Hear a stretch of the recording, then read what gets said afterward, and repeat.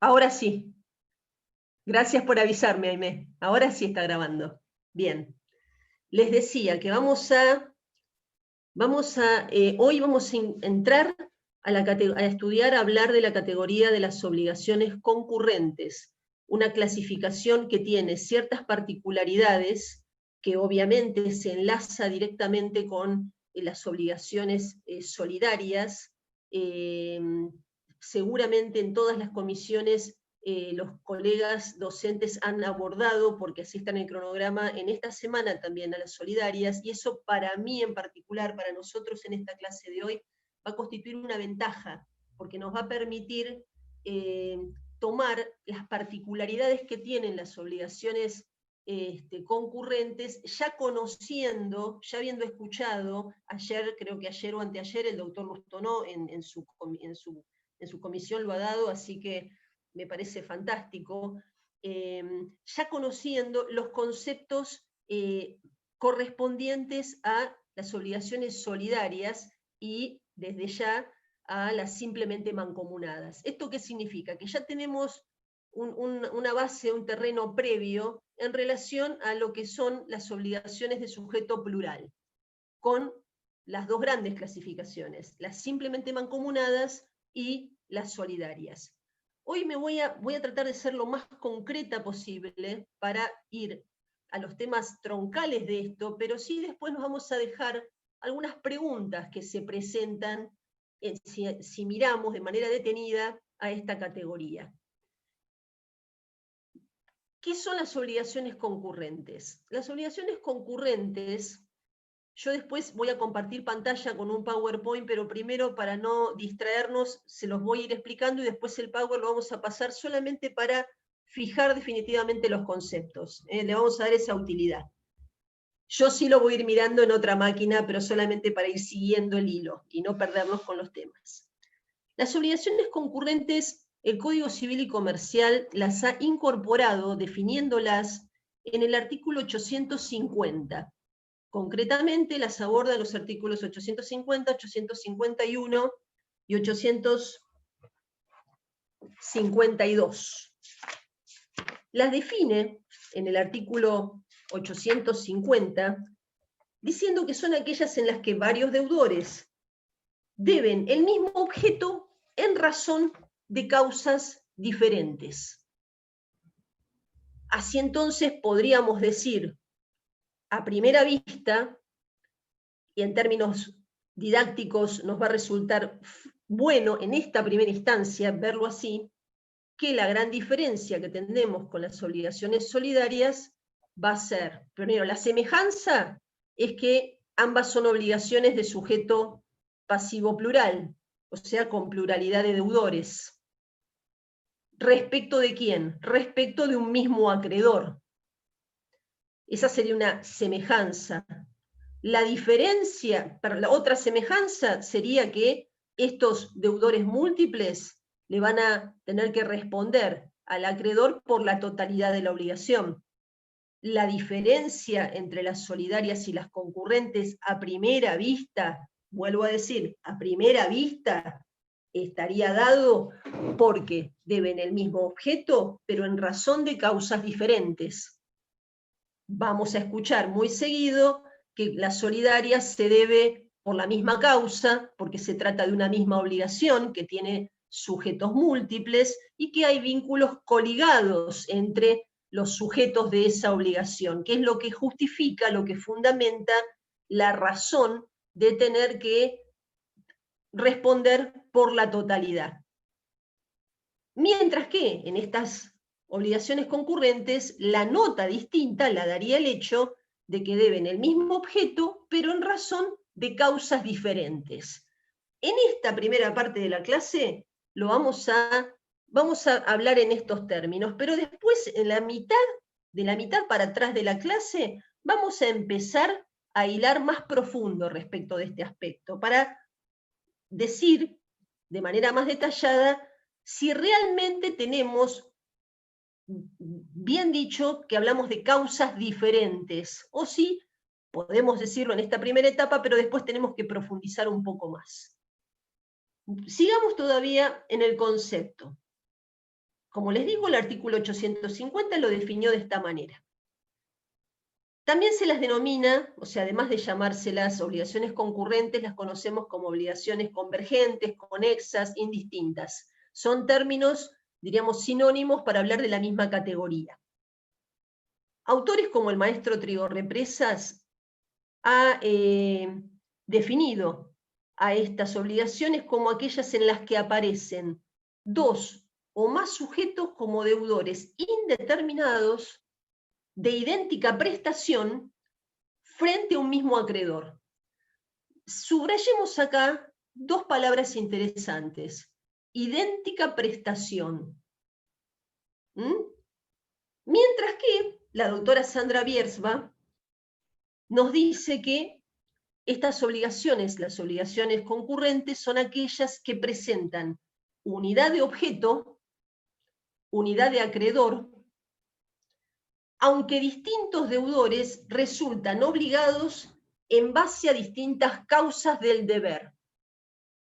Entonces tenemos un mismo objeto, un mismo acreedor, de eso no hay duda, de que vamos a tener un mismo acreedor idéntico respecto de los codeudores que tendrán que estar justamente obligados, pero aquí dice Sandra Biersma, obligados en base a distintas causas del deber. O sea, habría distintas razones fundantes que llevan a que nuestros deudores estén obligados a cumplir ante este acreedor. Hasta aquí vamos entrando en el análisis de esta interesante categoría de obligaciones. Pero ¿de dónde nacen? ¿Cuál es el origen de esta categoría? Las obligaciones concurrentes son muy antiguas. En realidad, nacen, o sus registros más antiguos los tenemos en el derecho romano, derecho que en realidad había desglosado dos posibilidades de obligaciones. Una, entre muchas otras, ¿no? Por supuesto. Una, que era la categoría que hoy conocemos como las solidarias, a las que ellos le llamaban correales también, que tenían por fuente, atención, tenían por fuente a la voluntad de las partes.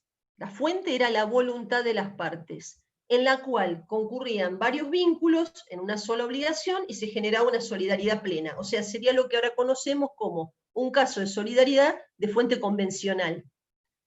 Pero los romanos, con su pragmatismo, yo siempre en mis cursadas, cada tanto podemos recordar lo prácticos que eran, entonces buscaban soluciones a las problemáticas que se les presentaban.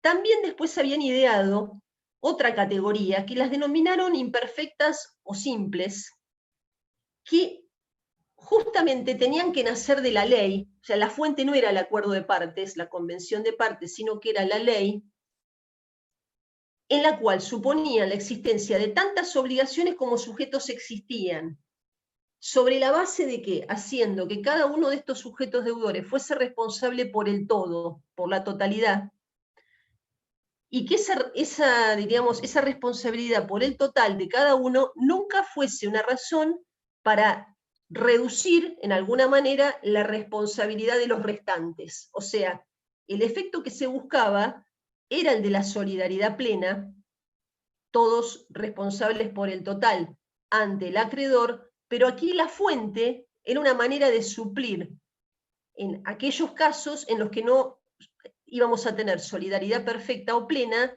porque no había nacido de la voluntad de las partes. La gran diferencia entonces aquí entre ambas era el nacimiento, la génesis de este tipo de obligaciones. Esto, en el derecho francés, fue desarrollado por la doctrina, y la doctrina francesa, con el aporte de Aubry y Roth, apoyaba en el reconocimiento de dos especies de solidaridad. Una originada en la voluntad de las partes y otra que tuviese por fuente a la ley cuando hubiese razones de orden público que justificasen que ciertas situaciones que generan obligación de responder no estuviesen regidas por la mancomunación simple, sino por una solidaridad. Pero como no estaban dentro de la categoría prevista, de solidarias, había que de alguna manera darles esa categoría. Bueno, la manera de hacerlo era reconociendo otra modalidad que fuese diseñada, creada por fuente legal. O sea, en definitiva, era tomar las ideas del derecho romano que eran también incorporadas también por la doctrina francesa.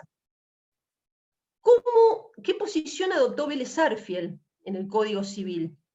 El Código Civil no tomó la postura de reconocimiento, de aceptación de una categoría que no fuesen las solidarias y que estuviesen en esta suerte de rara avis o de una posición sui generis respecto de si por ser de fuente legal podía habilitarse a una responsabilidad por la totalidad. Lo que hizo Vélez Sarsfield fue determinar obligaciones de sujeto individual o único y obligaciones de sujeto plural, con su pluralidad activa y pluralidad pasiva, que esto ustedes ya lo conocen, y en los supuestos de pluralidad pasiva, o sea, cuando tengo más de un deudor, lo que hizo Vélez Sarsfield fue contemplar como regla a las obligaciones simplemente mancomunadas, o sea, y como excepción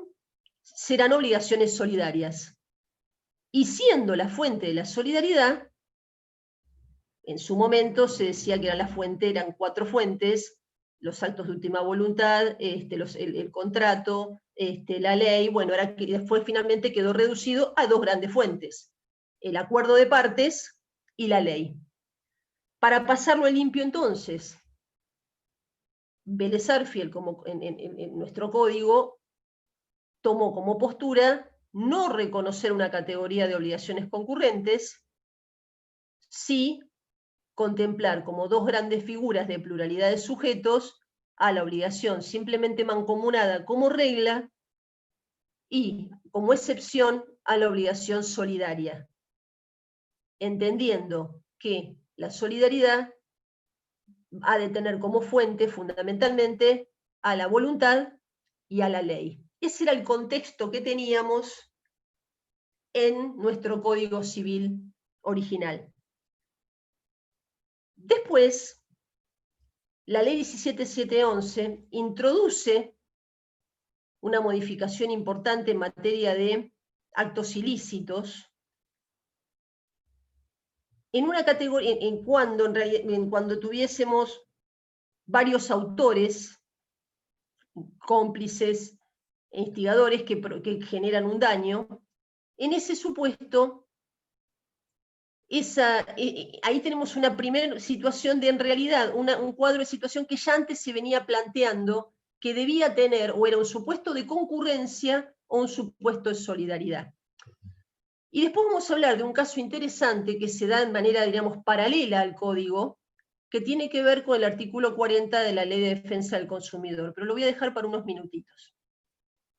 Entre este tiempo, diríamos, entre ese íter, entre la vigencia del Código Civil y la sanción del Código Civil y Comercial, tenemos autoras como la doctora Sandra Biersma que dice que en realidad la obligación concurrente continuó funcionando como un recurso, un instrumento que proponía la doctrina y la jurisprudencia para poder dar una respuesta a aquellos casos en que, con la vigencia del Código Civil, no estaban o no eran supuestos de solidaridad pasiva y por ende, como volvemos a decir, como la regla para el Código de Vélez no era la solidaridad, sino que es la obligación simplemente mancomunada, la doctrina y la jurisprudencia, a través de esta vía, la vía de la aplicación de la figura de la obligación concurrente, generaba una suerte de recurso para poder asignarle al acreedor o a la víctima, si se trata de una situación de daños, un acceso más seguro a la posibilidad de una indemnización o del cobro de la prestación en su totalidad. Concretamente, por ejemplo, dice Sandra Biersma, fue un recurso que doctrina y jurisprudencia utilizaron para mitigar las consecuencias derivadas de la aplicación de la mancomunación simple a toda obligación que no fuese legalmente reconocida como solidaria. ¿Y esto por qué? Vuelvo a insistir. Esto por el hecho de que en el Código de Vélez la regla es la obligación simplemente mancomunada, con la consecuencia fundamental que tiene, que ustedes ya la conocen, que ¿cuál es? Que todos los deudores ante la víctima o ante el acreedor, si se trata de una cuestión contractual, ¿por cuánto responden? Responden por su cuota aparte. Y diríamos, la gran garantía que da la obligación solidaria es que tienen que responder por el todo. Bueno, esto en el contexto del Código de Vélez, si no tenía una obligación expresamente prevista como solidaria, por justamente ser la regla, la mancomunación simple, me iba a la situación, diríamos, menos favorable para el acreedor, porque tiene menos elementos para poder cobrar por el total. Ante esa carencia, era un recurso a utilizar por la jurisprudencia en sus fallos, al considerar en ciertos casos la aplicación de la noción de la concurrencia, y por la doctrina que estaba trabajando mucho en torno a desarrollar esta figura, la idea esta de la obligación concurrente. ¿Cómo se va dando esto? ¿Cómo sigue esto? ¿Para qué sirve en realidad pensar en que la obligación concurrente puede ser un mecanismo o era un mecanismo útil en ese contexto? Bueno, concretamente por algunas cuestiones que hacen que comparemos a las solidarias con las concurrentes. Si bien yo les dije, en muchos aspectos hay semejanzas, vamos a ver, conforme surge del 851, en el análisis medular de los efectos que producen las obligaciones concurrentes, que hay algunas diferencias que son de importancia. Quiero hacerles una salvedad súper importante en este aspecto. Nuestro Código Civil, si bien ahora incorporó las obligaciones concurrentes, Código Civil y Comercial, si bien incorporó las obligaciones concurrentes, en el 850 las definió, en el 851 dijo cuáles son sus efectos, y en el 852 nos habla de que en subsidio, en aquello que no esté legislado para los concurrentes, se va a aplicar lo que esté legislado para las solidarias. Lo cierto es que no cambió la situación en torno a la regla de la mancomunación simple. O sea, no dijo, nada resolvió respecto a decir a partir de ahora la regla va a ser la solidaridad. Esto es importante que lo tengamos en cuenta porque vamos a ver que hay muchos autores en doctrina que han criticado esta cuestión y han dicho, en realidad la solución pudo haber sido otra. Vamos a verlo más adelante. Si miramos nuestro artículo 851, que trata los efectos de las obligaciones concurrentes, y los comparamos con lo que seguramente han analizado en todas las comisiones respecto de los efectos que producen las obligaciones solidarias, en algunos hay semejanzas, pero hay algunas diferencias sutiles muy importantes. Las obligaciones solidarias. Cuando tenemos una obligación solidaria hablamos de una obligación, ya, con pluralidad de sujetos cuyos vínculos están coligados.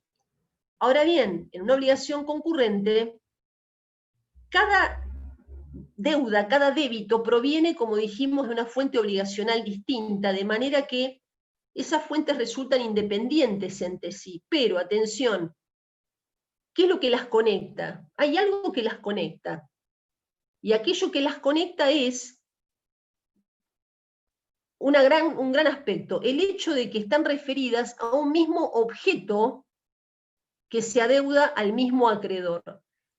Esto, hay autores que lo denominan así, mismo objeto debido al mismo acreedor, y hay otros autores, como el doctor, que tiene un trabajo que se los recomiendo porque es excelente, el doctor Ossola, Federico, que también lo relaciona y lo trabaja mucho con un ámbito que a veces nosotros no miramos en detalle, que es el del derecho comercial.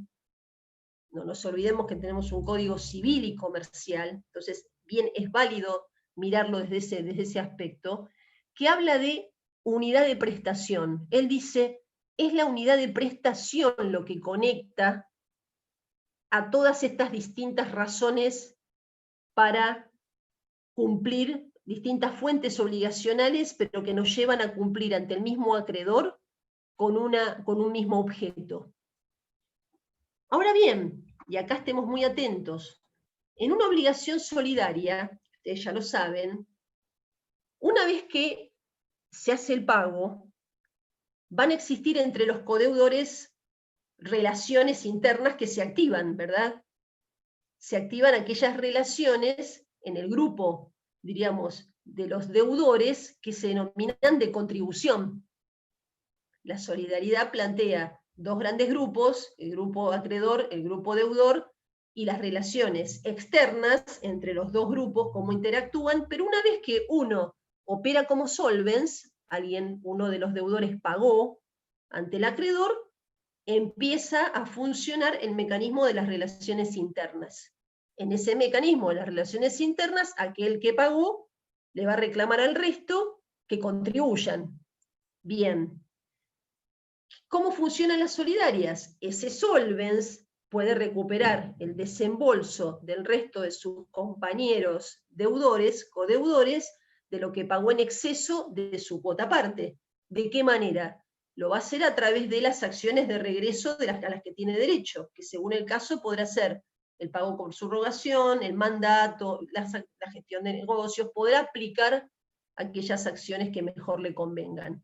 Ahora, cuando estamos ante una obligación concurrente, este es un aspecto central. En una obligación concurrente, el solvens, se pueden dar dos situaciones distintas a las que se da en la obligación solidaria. ¿Qué nos puede pasar? Puede pasar que el solvens, a pesar de que pagó por supuesto la totalidad, no siempre tiene acción de regreso. Puede haber un caso en el que no tenga acción de regreso y deba soportar el pago íntegramente, a pesar de que existan otros deudores. O puede darse otra situación. La otra situación que se puede dar es que en otros casos, ese solvens, que como es solvens pagó la totalidad, pueda reclamar la totalidad de lo que pagó. Esta es una gran diferencia con las solidarias, porque en las solidarias, aquel que fue solvens siempre tiene derecho a pagar en exceso de su cuota parte, ¿verdad? ¿Estamos de acuerdo en eso? En el caso de las concurrentes, esto no se produce. Para que lo miremos con claridad, vamos a ver ejemplos, ¿sí? Porque en esto sí es útil que veamos ejemplos. Aquellos que después quieran hacer preguntas, vayan poniéndolas en el chat, porque yo lo que aspiro es después a guardar 10 minutos para que justamente podamos trabajar sobre preguntas o inquietudes. Ejemplo que les doy. Incendio de una casa provocado por un tercero. Es un ejemplo que da Trigo Represas utilizando ejemplo de incendio de un campo, pero vamos a algo, incendio de una casa provocado por un tercero. Un tercero, obviamente, que comete un ilícito. Podemos hacerlo, lo hace intencionalmente, con dolo, o lo hace negligentemente. Si a la víctima la indemniza el dueño de la casa, ¿no?, que se le incendió, si a la víctima le indemniza su propia aseguradora, la casa, claro, el dueño de la casa tenía un seguro, tenía la casa asegurada, entre otras cosas, por la cobertura del incendio, ¿no? Si a la víctima, insisto, la indemniza su propia aseguradora, la aseguradora, luego puede accionar por la totalidad de lo pagado contra el autor directo del daño, ¿verdad? Por supuesto, tendrá que ir contra el autor, seguramente se valdrá de las pruebas para acreditar que fue el autor del incendio, posiblemente haya en paralelo una acción penal por este ilícito cometido, etc. Pero hasta ahí estamos de acuerdo en que la aseguradora paga la cobertura del seguro y puede ir contra el autor directo del daño. Pero la pregunta que les hago es la siguiente: si lo indemniza el autor directo del daño, el incendiario, por llamarlo de alguna manera, ¿tiene acción para recuperar lo pagado? No. No. De ninguna manera. No tiene acción para recuperar lo que pagó. Otro caso: el principal que paga el daño cometido por su dependiente, en el supuesto de la responsabilidad indirecta o refleja, ¿sí? El principal que paga el daño cometido por el dependiente, aquel principal que le pagó a la víctima, tiene derecho después a poder ir contra su dependiente para recuperar lo pagado. Ahora, si pagó el dependiente, ¿puede ir al camino inverso respecto al principal? No. Ven que estas son situaciones que presentan diferencias claras. Otra diferencia tiene que ver con la propagación de los efectos. ¿A qué me refiero con esto? En la solidaridad, no voy a entrar en detalles porque ya se ha tratado en las clases anteriores y no corresponde, porque aparte no va al caso. Lo que quiero apuntar son una o dos grandes cuestiones. En las solidarias, el principio, digamos, que caracteriza a las solidarias en materia de efectos es el que aplica el principio de propagación de los efectos. ¿A qué me refiero con esto? A que lo que perjudique o beneficie a uno de los acreedores en su relación con el acreedor común, en general va a perjudicar o aprovechar a los demás. O sea, esa es la regla de propagación de los efectos en las obligaciones solidarias. Sin embargo, esta situación en las concurrentes no se produce de esta manera lineal así. Ejemplo, nos podemos encontrar en materia de prescripción. En las solidarias, los efectos de la prescripción operan en favor de un deudor, se propagan a los demás. Y por ende, por ejemplo, la interrupción producida en contra de un deudor solidario se propaga a los demás. En cambio, en una obligación concurrente, no se produce esta propagación de efectos. Incluso, y esto es muy importante tenerlo en cuenta, podríamos tener supuestos en los que tengo distintos obligados concurrentes con plazos de prescripción distintos respecto de cada uno de ellos. El caso que ahora ya, o sea, que sigue siendo controversial, pero ahora tal vez menos, porque es el tema, por ejemplo, del plazo de prescripción de la aseguradora, de la compañía de seguros, que tiene un plazo muy breve respecto de la aseguradora, de 1 año, si no me equivoco, pero que en aquellos casos que digamos, la obligación está vinculada con una relación de consumo, también por aplicación de las normas de consumidor, ese plazo ahora es mayor, es de 3 años. Entonces, pero no los quiero confundir con este aspecto. Lo que sí les quiero mostrar es que nos podemos encontrar con que en las obligaciones concurrentes uno tenga distintos obligados en los cuales el plazo de prescripción pueda ser diferente respecto de cada uno de ellos. Por otra parte, respecto a los efectos, les quiero mostrar algo que sí fue una cuestión que me llamó la atención, que es el 851, inciso C. Es este para que lo tengamos, incluso para que se luzcan, si lo recuerdan y lo anotan, porque son esas cosas de detalle que es bueno que podamos ver ahora, que es la siguiente. Ustedes ya lo han visto en estos días. ¿Cómo opera la transacción, por ejemplo, en las obligaciones solidarias? En las obligaciones solidarias, la transacción que realiza el acreedor con un codeudor solidario, como regla general, no propaga sus efectos hacia los demás, ¿verdad? No extiende sus efectos. Pero aquel codeudor que no formó parte de la transacción y le interesa porque le es conveniente el alcance de esa transacción, ¿qué puede hacer? Puede pedir que se le extiendan los efectos de la transacción en su favor. Esto viene del derecho romano y se denominaba al principio el secundum eventum litis, o sea, no me lo pueden imponer, pero si a mí me es ventajoso, puedo pedir que me sea oponible. Bueno, vean esto, qué interesante cómo quedó en el artículo 851, inciso D. El inciso D, ¿qué me dice?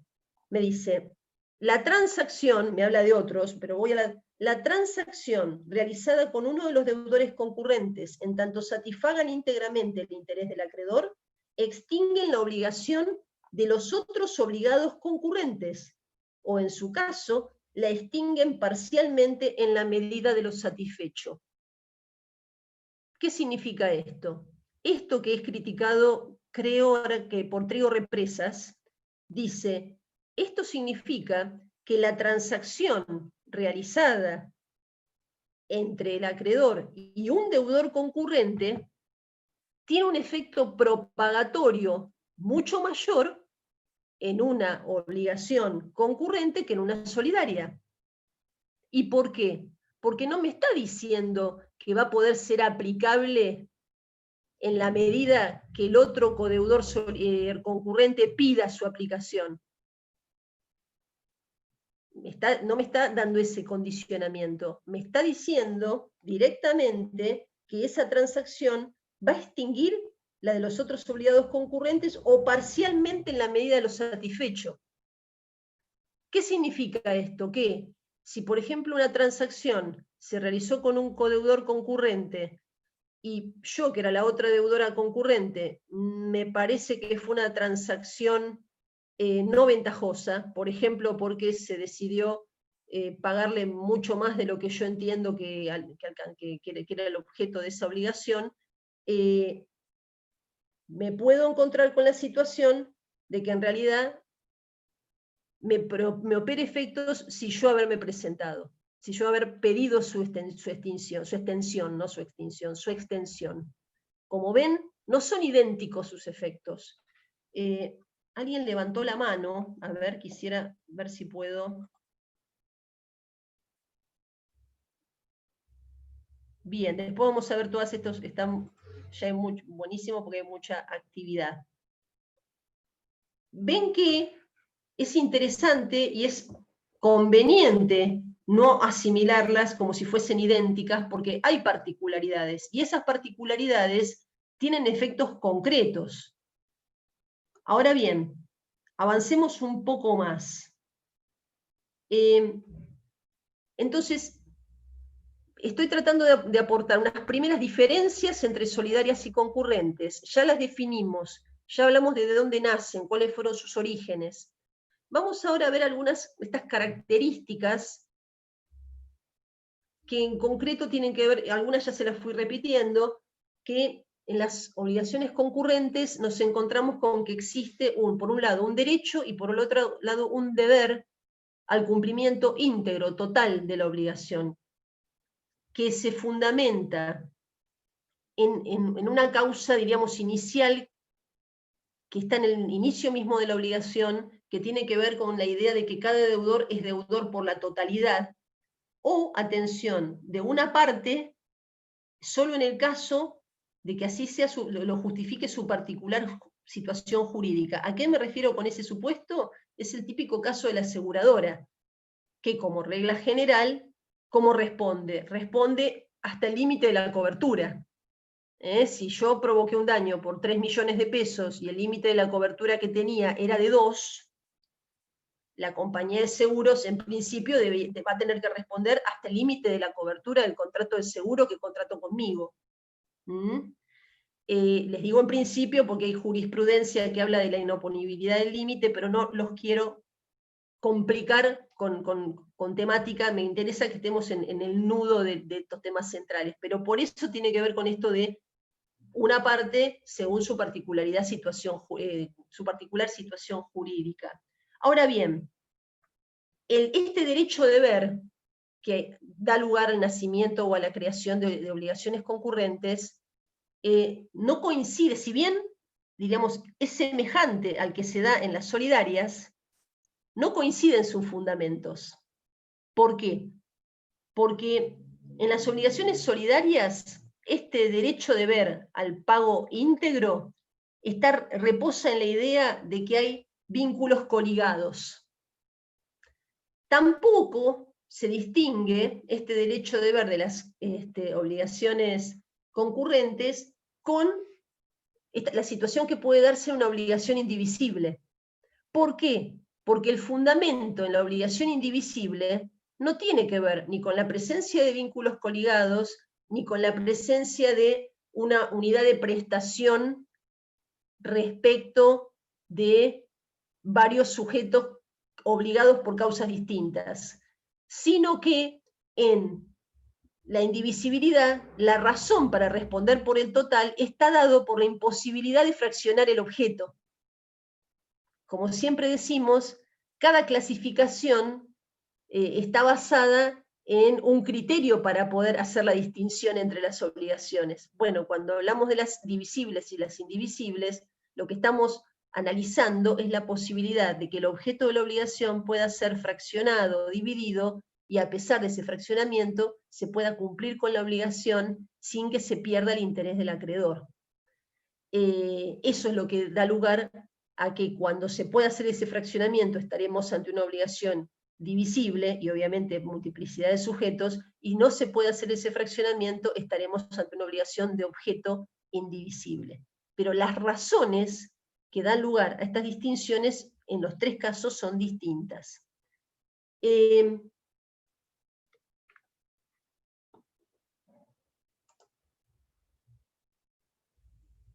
Y acá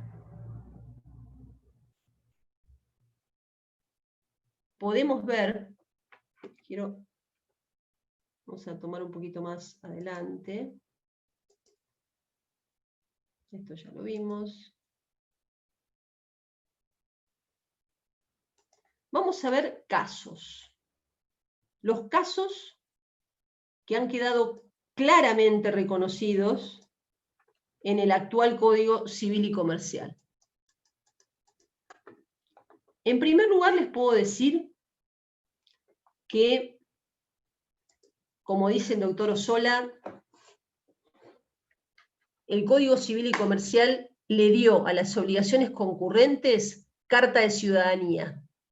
O sea, las reconoció y las admitió, y como ya vimos, aquí están presentes en los 3 artículos que mencionamos. O sea, hoy tienen carta de ciudadanía en el Código. Y en consecuencia, le asignó a ciertos supuestos de responsabilidad y a ciertas obligaciones que tienen sujetos deudores múltiples, especialmente le asignó a las obligaciones que de allí derivan el carácter de concurrentes. Yo les traje varios casos y los más relevantes son los que les voy a mencionar. El 1753, que legisla respecto de la responsabilidad del principal por los hechos del dependiente, aquí tendremos entonces respecto de la víctima 2 grandes responsables, el responsable indirecto o reflejo, que es el principal, y el autor directo del daño, que ha de ser el dependiente. Bueno, en el artículo 1753, expresamente, nos dice el Código, en la última oración, dice: la responsabilidad del principal es concurrente con la del dependiente. En 1754, que cuando legisla respecto de la responsabilidad concurrente de los hijos por los daños que estos causaren y que dieren lugar a la responsabilidad solidaria de los padres. ¿Por qué se los planteo de esta manera? Porque en realidad los padres respecto de la víctima son solidariamente responsables por los daños que causen sus hijos, como dice el artículo al inicio. Ahora bien, los hijos, dice acá, sin perjuicio de la responsabilidad personal y concurrente que pueda caber a sus hijos, a los hijos. Entonces, los padres respecto de la víctima son responsables entre ellos solidarios.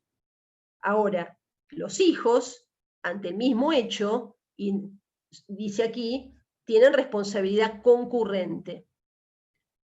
Otro supuesto, los artículos 1757 y 1758, que seguramente los vamos a ver en detalle en una clase, que tiene que ver con la responsabilidad por el riesgo o vicio de las cosas y de las actividades riesgosas o peligrosas, en las que ahí tenemos como dos grandes actores de la responsabilidad respecto al riesgo o vicio, al dueño o guardián de la cosa riesgosa o peligrosa, y respecto de las actividades tendremos a varios sujetos, al explotador, al que lleva adelante la actividad, incluso podría estar el controlador de la actividad. Ahora bien, el artículo 1758 es muy claro al decir que el dueño y el guardián son responsables concurrentes, o sea, aquí el codificador claramente quiso asignar a estos supuestos tan importantes la categoría de concurrencia.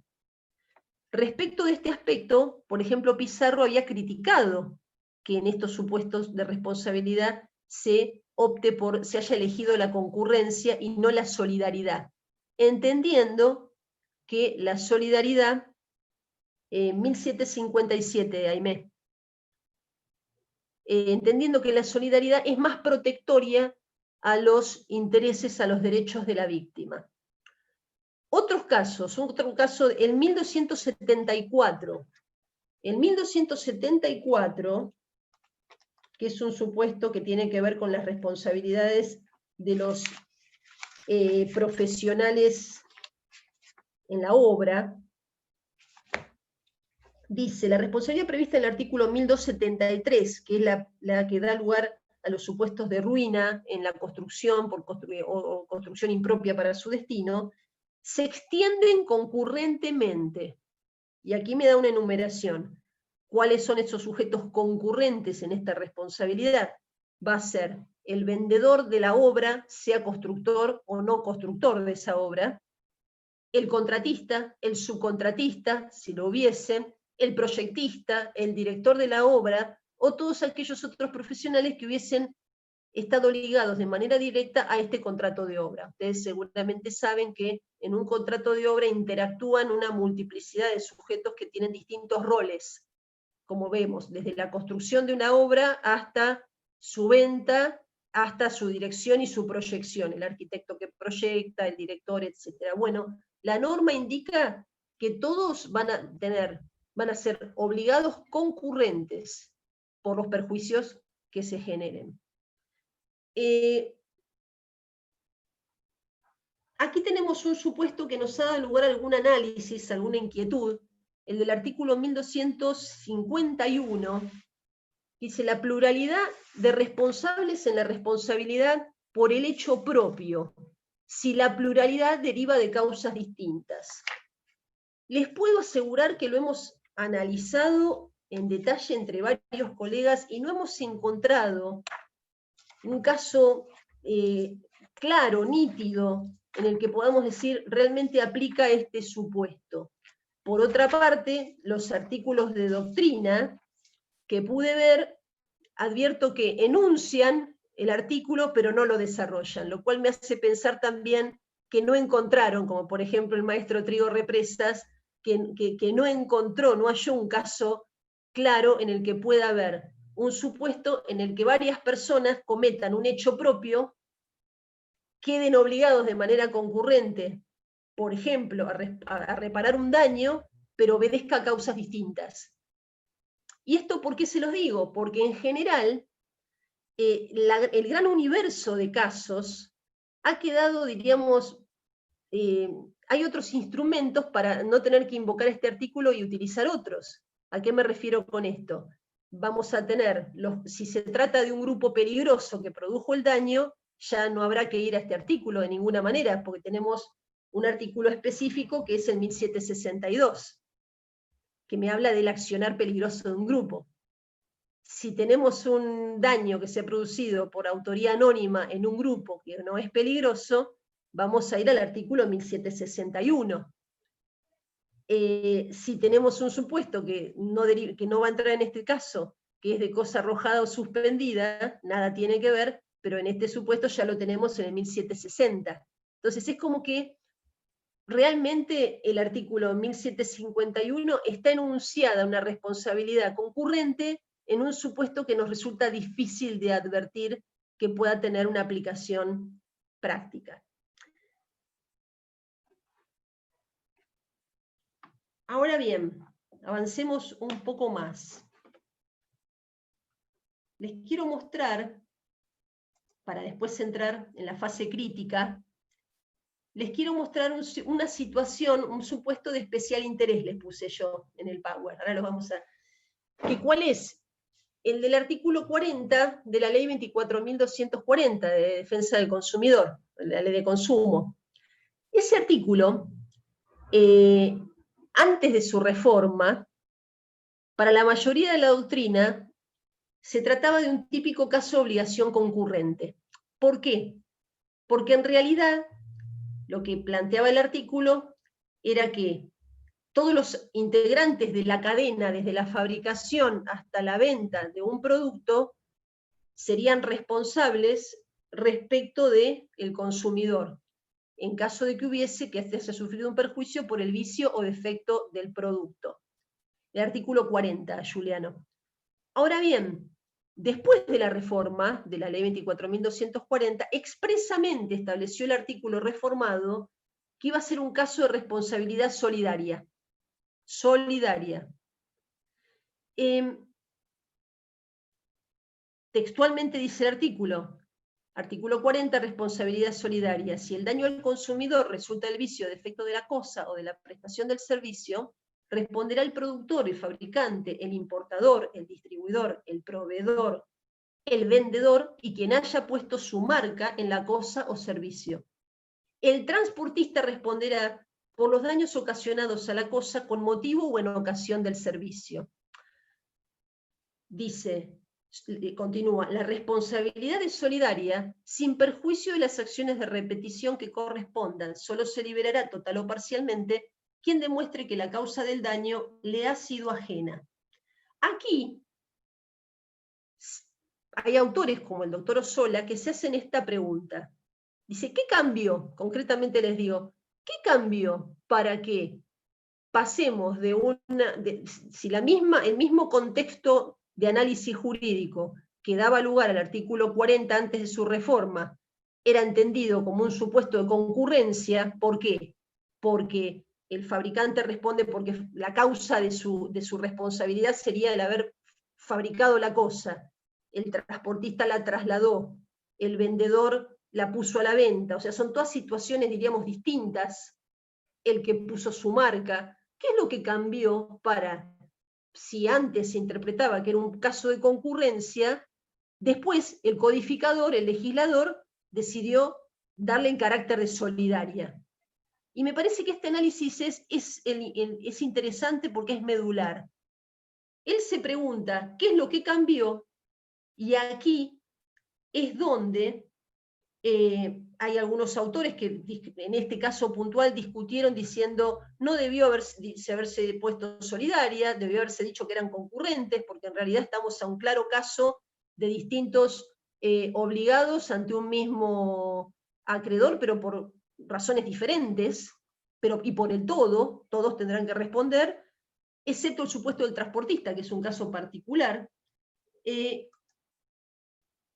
ahí tenemos distintas opiniones, que se las dejo después en el Power, pero me interesa quedarme con la pregunta que hace Ossola, que es, ¿qué es lo que cambió? ¿Qué es lo que hace que el legislador se haya inclinado por darle a este caso el carácter de obligación solidaria? Y ahí es donde es muy interesante el análisis que podemos hacer en torno a qué implica esta cuestión de la unidad de prestación. Y ahí voy con ustedes con este aspecto. Que les quiero mostrar.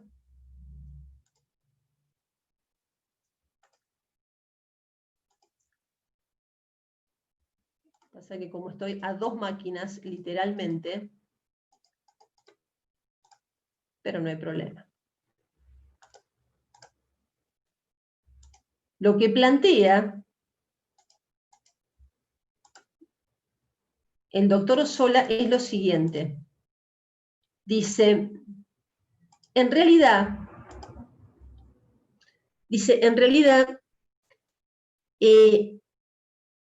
no cabe duda que existe un elemento común. Dice, aun cuando existan, diríamos, razones diferentes entre cada uno de los integrantes, diríamos, de la cadena de deudores para responder ante la víctima, hay igual un elemento común.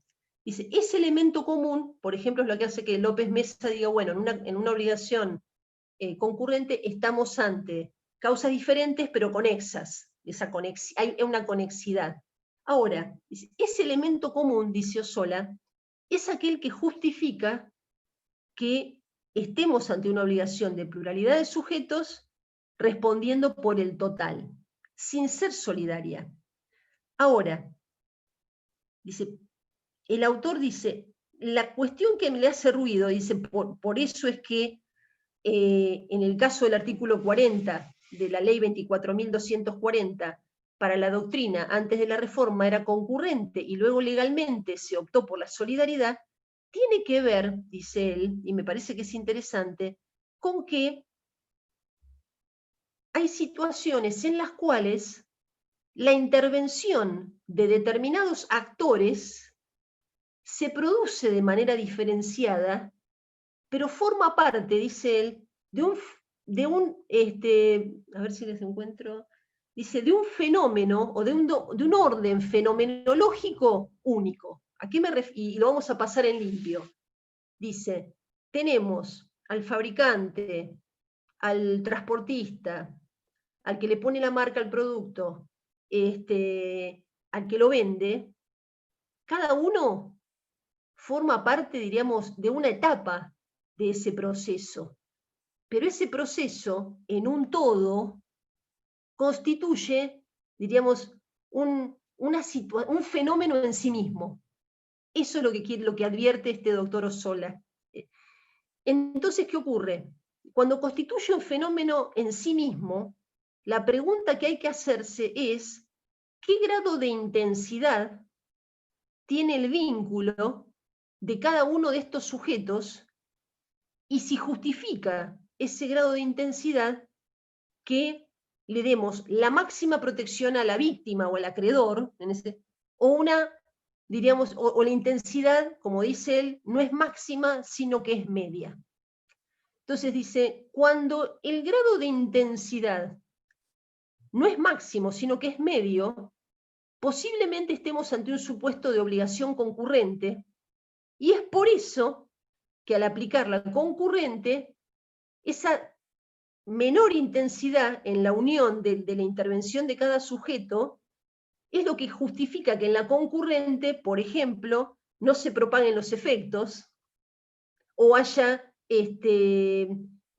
plazos de prescripción distintos, podría haberlos, de acuerdo a cada situación en particular. Entonces dice Ossola, este grado de intervención de intensidad media es lo que me puede justificar que la obligación concurrente tenga una distinción respecto de la solidaria. Ahora bien, cuando al legislador le parece, considera que el supuesto jurídico a proteger es de una intensidad mayor,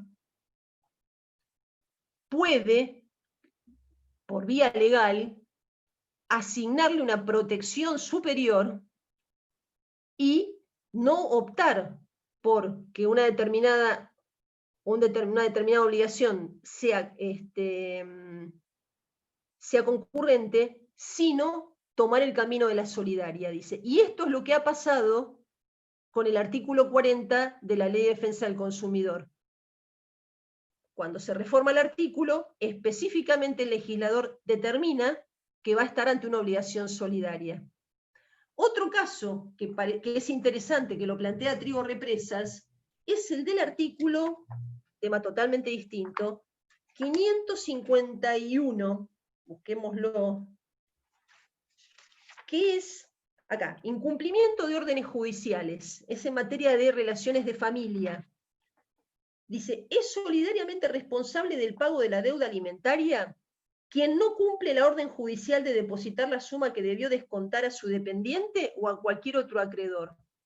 ¿Qué significa esto? Que, por ejemplo, el empleador, el patrón, que recibe un oficio para embargar el 20% del sueldo de Juan P., porque es su dependiente, su empleado, y no lo hace, no cumple con el embargo y no lo deposita en la cuenta del juzgado en la cual se está reclamando la deuda de alimentos, es responsable solidario. Ahora, si nosotros lo analizamos, decimos, realmente o sea, no hay duda de que hay razones distintas por las cuales van a responder.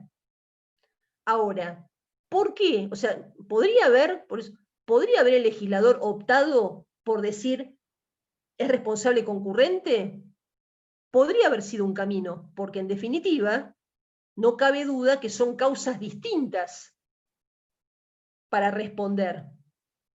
Sin embargo, ¿qué quiso hacer el legislador? Entendió que el instrumento para poder preservar un interés superior, cual es el cumplimiento de las obligaciones alimentarias, más que nada el asistir al alimentante, es de tanta intensidad que amerita que esta obligación de aquel que tiene que cumplir la orden judicial sea de un rango de mayor protección. Entonces, ¿qué es lo que hace el legislador? En el artículo 551 no se conforma, no dice que va a ser concurrente. Claramente dice, va a ser solidariamente responsable. ¿Esto qué significa? Que va a tener que depositar, incluso con fondos propios, si no cumple con su obligación, que en definitiva es una obligación diferente, que es la de cumplir una orden judicial. ¿Ven qué interesante que es este aspecto? Exactamente, acá pone una compañera, el legislador busca la mayor protección a la víctima. Sí, podríamos decir que sí, y en ese camino de buscar la mayor protección, ¿qué es lo que hace? Entiende que hay ciertos supuestos en los que hay, como dice Osola, mayor intensidad en ese camino de los integrantes. Podríamos usar el mismo ejemplo, el mismo método de análisis que hicimos recién con el tema del consumidor. Aquí, ¿qué es lo que podemos trabajar también? La idea de que en el proceso para el cumplimiento del depósito judicial de los alimentos, el empleador que recibe el embargo, que lo tiene que cumplir, que tiene que hacer la retención y que tiene que depositarlo, forma parte de un mismo proceso fenomenológico, de un mismo fenómeno, y que el no cumplirlo interfiere en el cumplimiento del objetivo final, que es que esté depositado la cuota alimentaria en el juicio de alimentos. ¿Ven qué interesante? A mí realmente me pareció de esta temática un aspecto muy interesante. Voy a pasar un poquito más, ya me gusta casi todo. Un caso particular, por supuesto, es el de la citación en garantía de la ley de seguros, en la cual tenemos que ahí el alcance de la obligación estará dado en principio por la medida de la cobertura. Por eso acá les había puesto, con el 551 del tema del incumplimiento de las órdenes judiciales, me había hecho yo esta pregunta. ¿Hay unicidad de causa que justifique la solidaridad en este caso?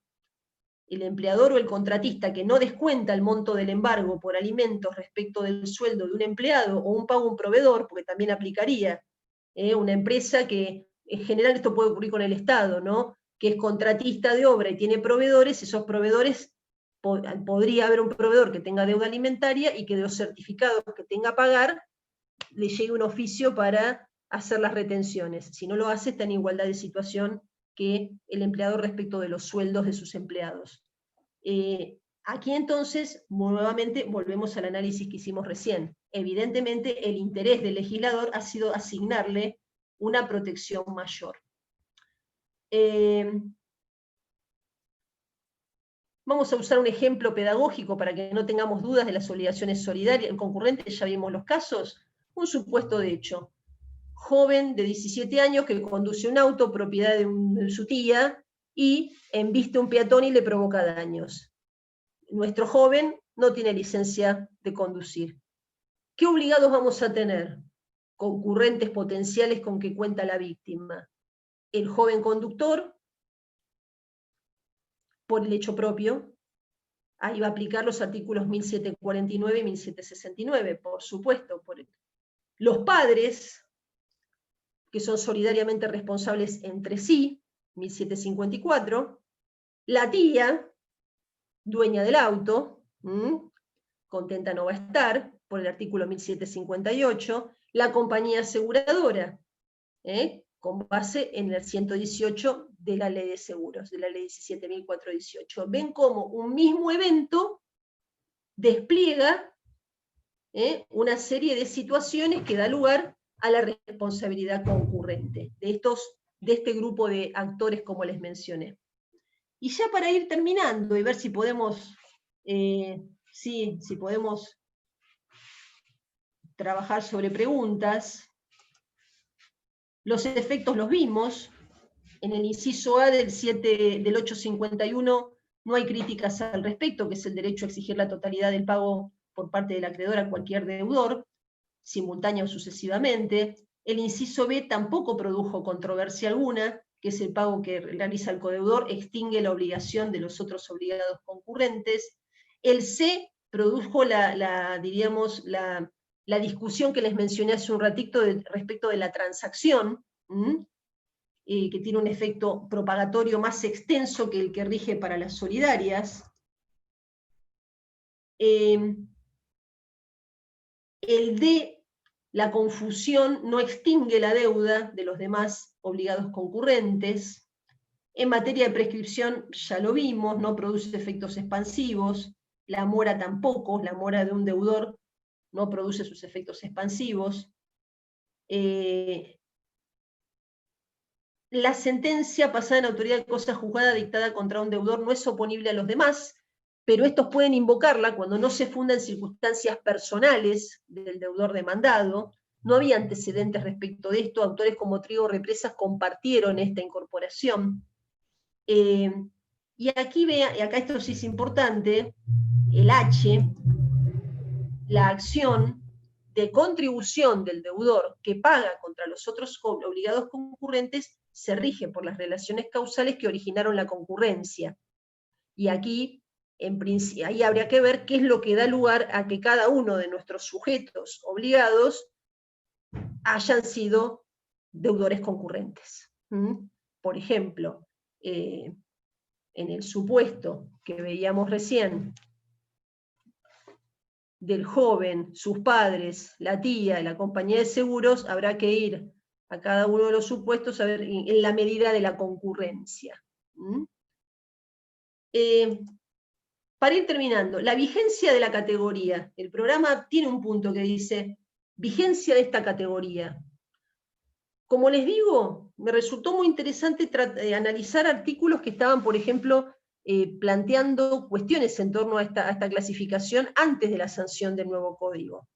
Nosotros vemos que, bueno, el codificador adoptó como postura reconocer a las obligaciones concurrentes, asignarles efectos e indicar que en caso de no estar previstos ciertas cuestiones, se aplica de manera subsidiaria las reglas de la solidaridad. Hay autores que antes de la sanción del código no opinaban esto. Lo que sostenían era que en realidad el camino para resolver las situaciones que se habían dado en torno a la protección de la víctima o del acreedor en determinados supuestos, tenía que apuntar por otras alternativas. Y, por ejemplo, ¿cuáles fueron los caminos propuestos por la doctrina? Que hoy podemos decir que los que dan lugar a decir podría haber cierta crisis o crítica en torno a esta categoría. Es que hay autores que dicen, esto se tendría que haber resuelto haciendo que la solidaridad sea la regla en materia de obligaciones de sujeto múltiple pasivo plural. ¿Me explico? A ver, como nuestro código mantuvo la regla de que las obligaciones en las que hay más de un deudor, en principio son simplemente mancomunadas, salvo que haya solidaridad, porque lo pactaron las partes o porque nace de la ley, entonces puedo tener situaciones en las cuales no es solidario, pero le tengo que dar protección a la víctima.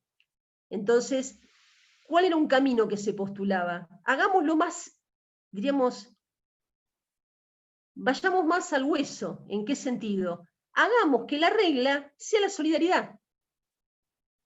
Que en todas las obligaciones en las que haya más de un deudor, por regla tengan que responder por el todo ante la víctima. Y después se ejerzan las acciones de contribución que aplican en la solidaridad. Esa era una postura que, por ejemplo, adoptó, proponía el doctor Osola, Trigo Represas.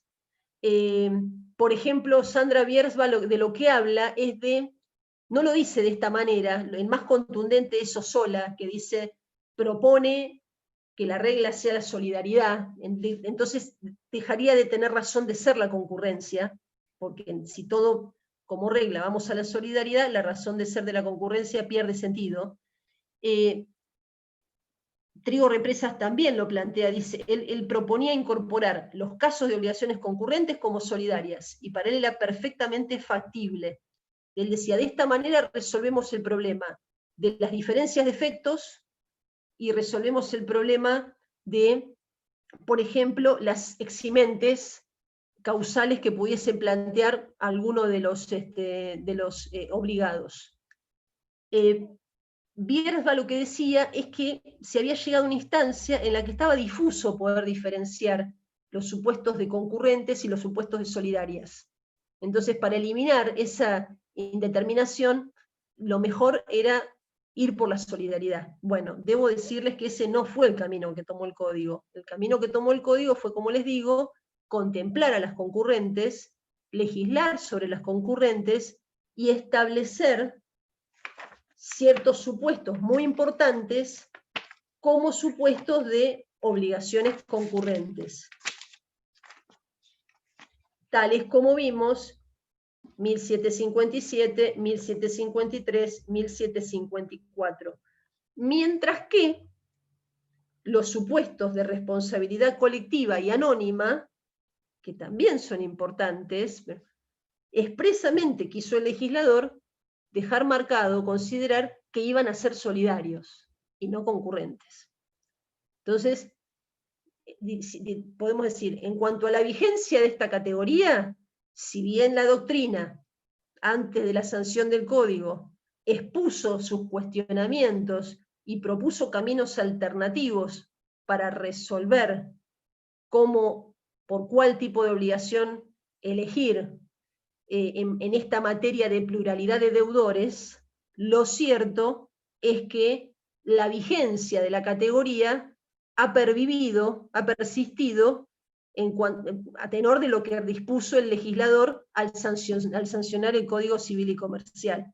El Código les dio, como decíamos hace un rato, carta de ciudadanía a las concurrentes, y el tiempo dirá, y tendremos que ir viendo cómo se desarrolla el cumplimiento concreto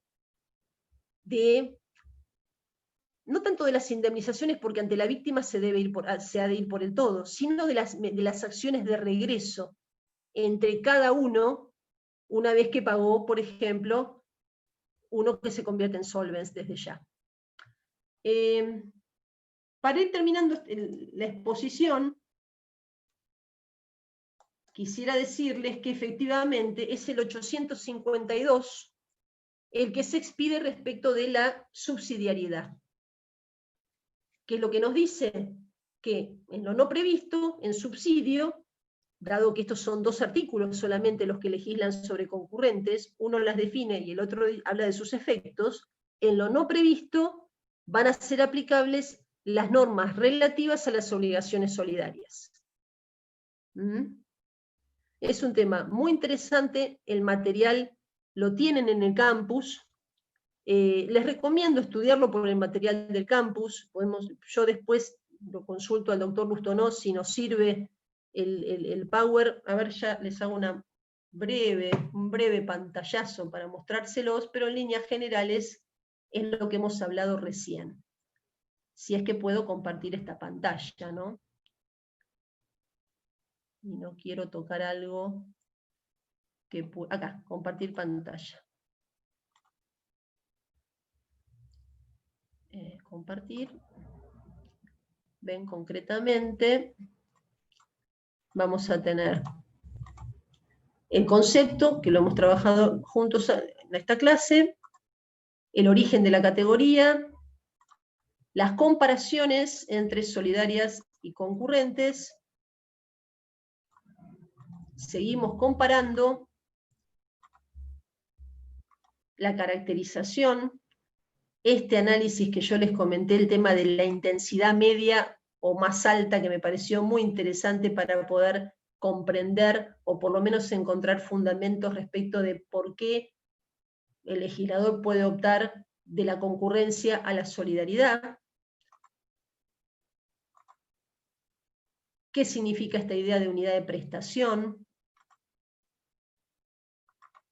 Los casos puntuales que ya hemos mencionado, los tenemos acá.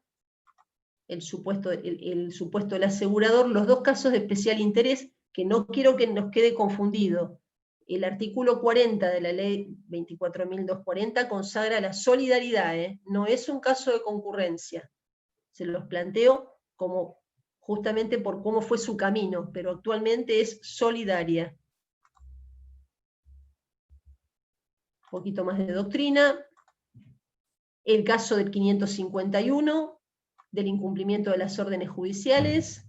El ejemplo de nuestro joven de 17 años que le choca el auto a la tía y nos da un montón de problemas, y genera un montón de situaciones que dan lugar a que la víctima pueda ir contra todos estos actores que hemos mencionado, los efectos y la vigencia. Y la vigencia. Si les puedo cerrar acá ahora. No. Y ahora volvemos aquí. Bueno, después sí, le voy a preguntar, después lo dejo a cargo del doctor Lustonó, después vamos a, si él está de acuerdo, él es quien dispone. Vamos a ver las preguntas, o si hay algunas inquietudes. Y si alguien quiere ir haciendo, las puede incluso hacer verbalmente. Ya estamos, yo quería poder ser concreta y no ser demasiado extensa para no hacerles perder la atención. Esto ya. Bien.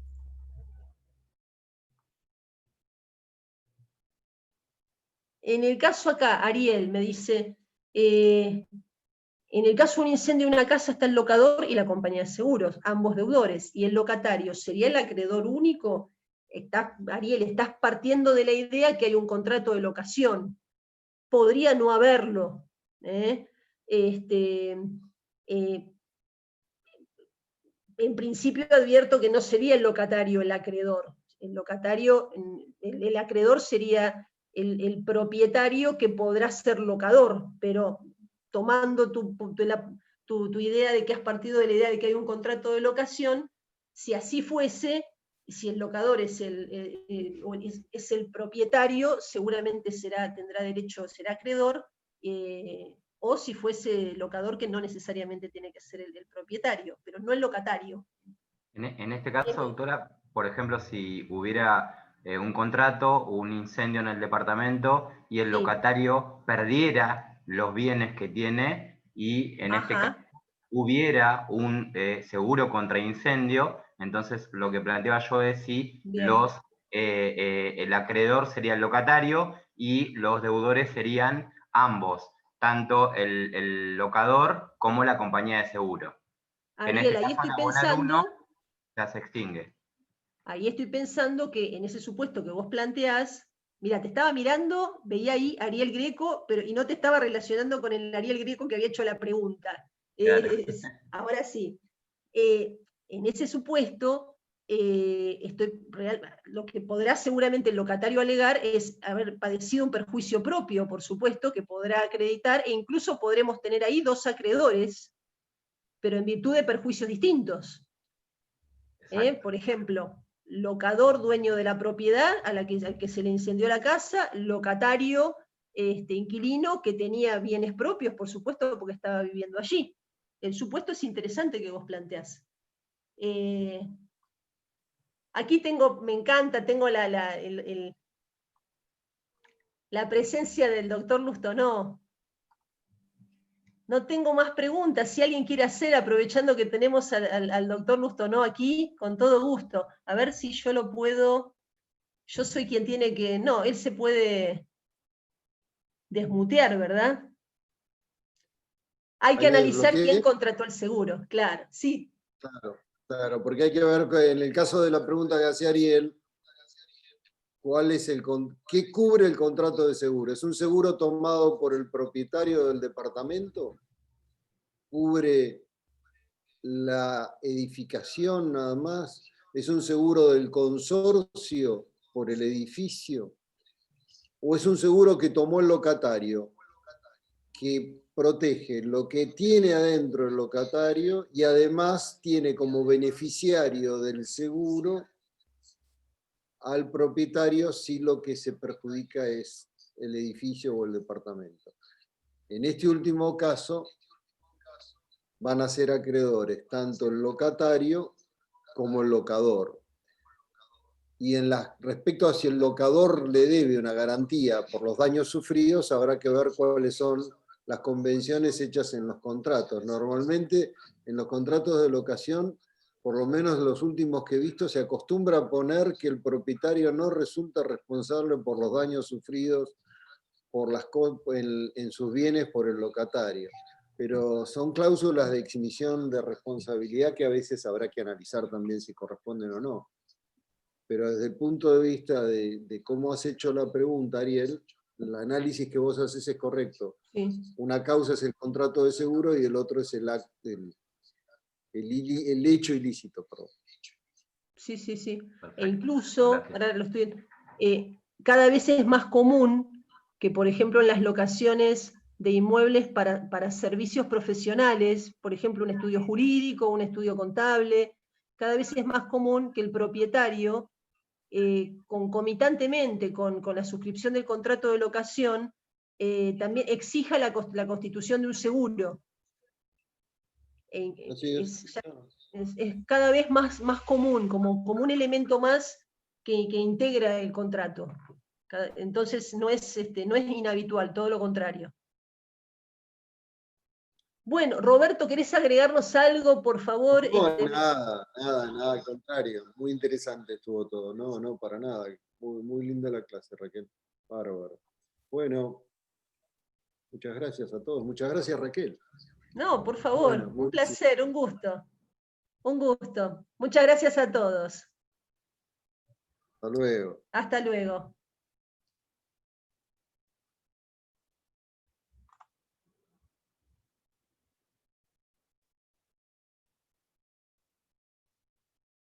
Bien.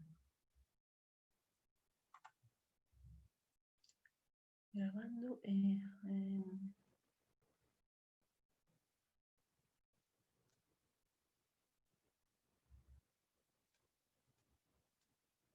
Y ahora.